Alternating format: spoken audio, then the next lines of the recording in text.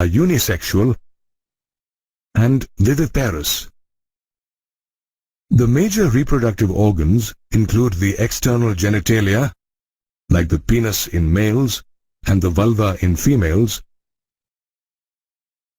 along with a number of internal organs including the gamete-producing gonads like the testicles in males and the ovaries in females.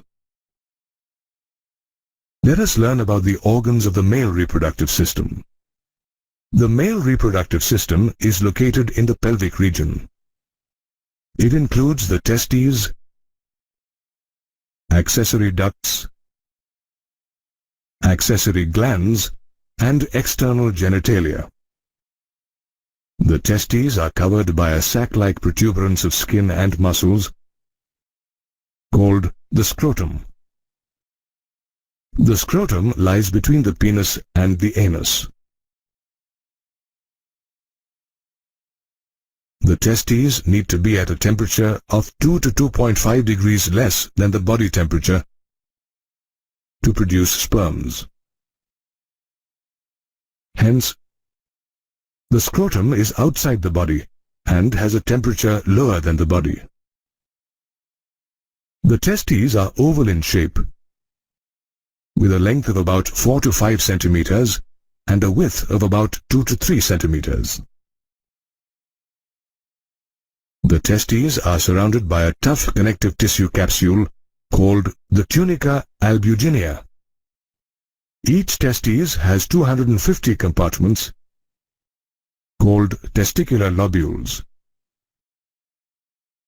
Each lobule, in turn, contains 1 to 3 highly coiled seminiferous tubules.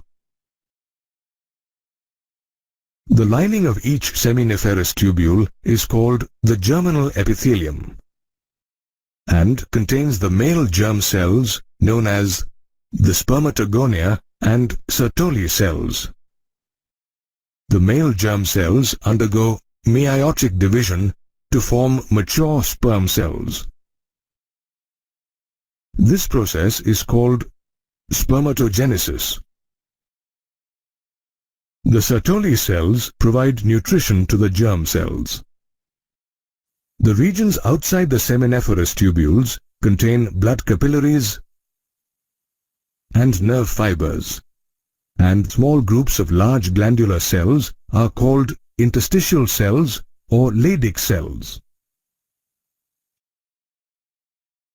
Leydig cells synthesize and secrete testicular hormones called androgens.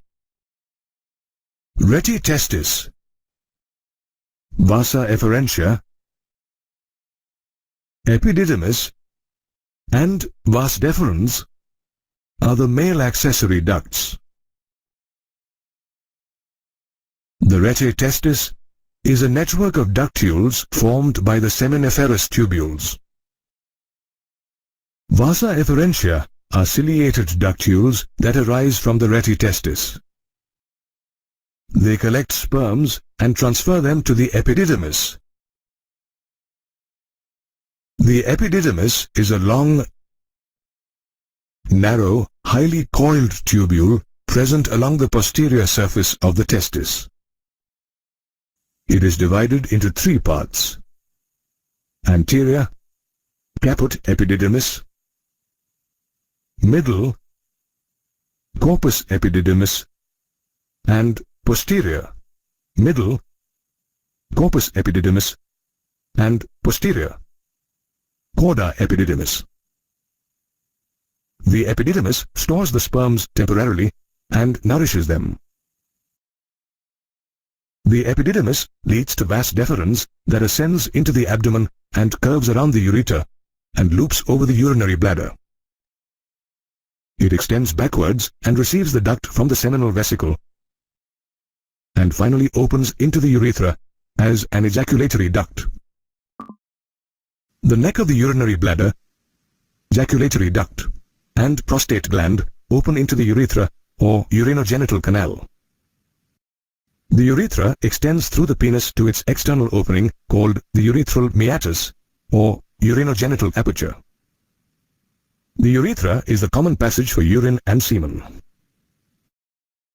The male accessory glands include a pair of seminal vesicles, a prostate, and a pair of bulbourethral glands. They secrete seminal fluid that contains fructose and prostaglandins.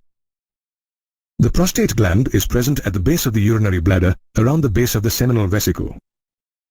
It opens into the urethra through many ducts.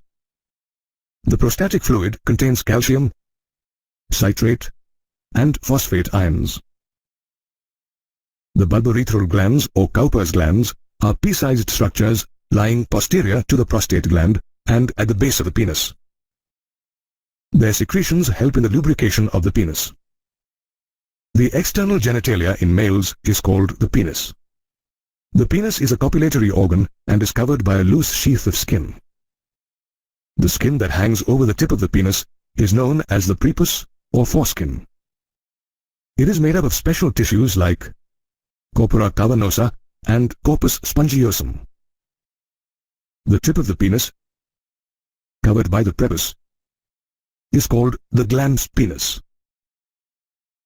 The penis, urethra, vas deferens, and Cowper's gland together help in copulation